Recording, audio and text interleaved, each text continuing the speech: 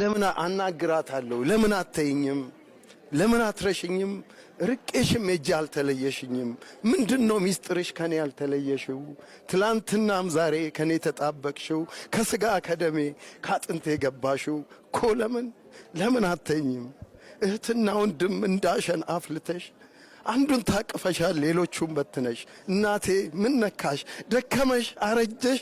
አይችሽም አላቀ እንጀራ እናት ሆነሽ ወይስ ቡዳ በላሽ ለሁሉ በር ከፍተሽ? የ9 ወር ቤቴ እንዲህ ከቆሸሸ ከአካልሽ ከሸሸ እግዚኦ ማረነ ክርስቶስ። መቼ ትውልድ ብቻ ዓለም ተበላሸ።